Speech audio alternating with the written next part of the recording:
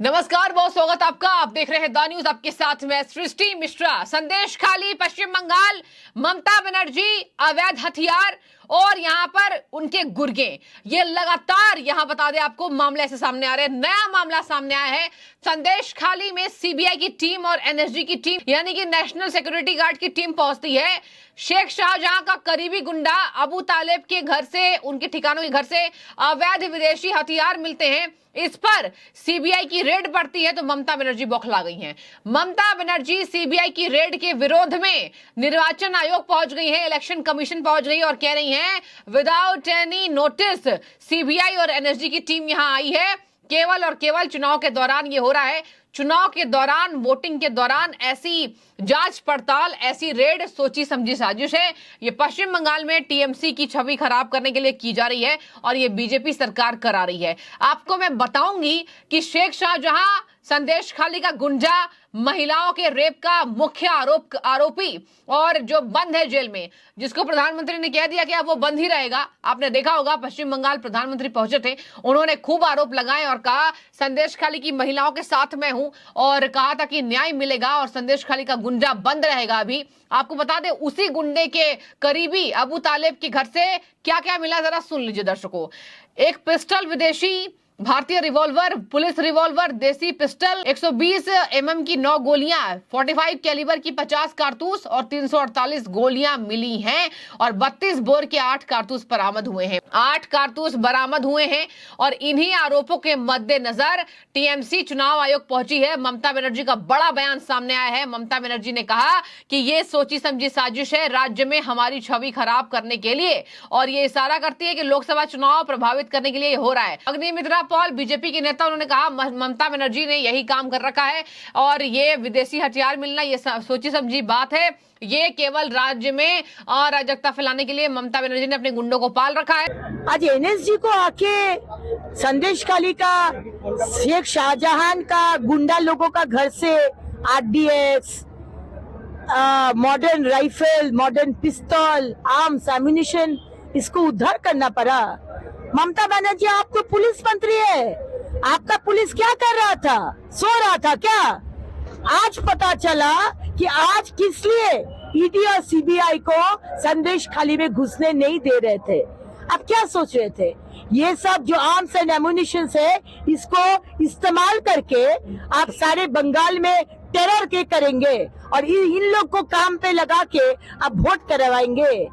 इसका जवाब बंगाल के लोग 4 जून को आपको देगा।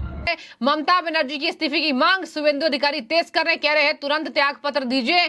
आपके घर से, आपके मतलब पश्चिम बंगाल उनका घर ही हुआ समझिए, मुख्यमंत्री हैं और यहाँ पर अवैध हथियार रखे जा रहे हैं, अवैध लोग यहाँ फल रहे हैं और इसी वजह से ममता कोई एक्शन लेती नजर नहीं आती है। ममता का एक्शन ना लेना ये इस ओर इशारा करता है कि दाल में कुछ काला बहुत सालों से चला आ रहा है और सीबीआई ईडी पहुंचती है तो दिक्कत हो रहा है। इसके साथ मैं आपको बता दूं, बीजेपी के कद्दावर नेता गिरिराज सिंह, बेगूसराय से सांसद, उन्होंने कहा है ममता के राज में ये फल फूल रहे हैं और ममता की वजह से राज्य में अराजकता फैली है। पश्चिम बंगाल की जो सरकार है वो अपराधियों से घिरी हुई सरकार है। वहां अपराधियों के बलबूते पर ममता जी की सरकार चल रही है। इतने हथियार मिलते हैं। ममता सरकार को तो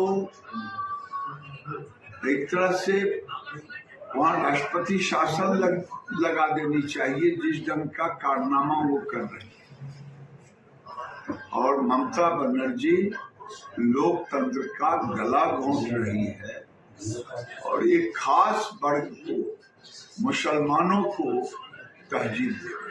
ममता बनर्जी मुस्लिम्स को थोड़ा ज्यादा तरजीह देती हैं और यहाँ पर टीएमसी को आतंकी घोषित किया जाए। शुभेंदु अधिकारी ने कहा है टीएमसी को आतंकी घोषित किया जाए, विपक्ष के नेता जमकर हमलावर हैं। इसके साथ यहाँ पर कहा है कि हथियारों के वजह से और हथियारों के साथ गुंडों से फल फूल रही हैं ममता बनर्जी। ये कहा है बीजेपी कद्दावर नेता गिरिराज सिंह ने। इसके साथ रविशंकर प्रसाद ने भी हमला बोला है और कह दिया कि ममता बनर्जी के घर से यानी कि राज्य से ऐसी खबरें आना आम बात हो गई है। आपको बता दें, संदेश खाली का मुद्दा हो, कहीं का भी मुद्दा हो, ममता बनर्जी चौतरफा गिर चुकी हैं।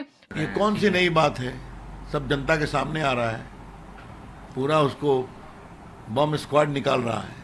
और संदेश खाली में क्या हुआ, कोई छुपा हुआ है क्या? तो ममता राज तो एक प्रकार से क्षमा करेंगे, आतंकवादियों का गढ़ बन गया है, क्योंकि आतंकवादी जानते हैं चाहे वो कर्नाटका के रेस्टोरेंट के बम फोड़ने वाले हों कि हमको वहाँ पनाह मिलेगी, यही है।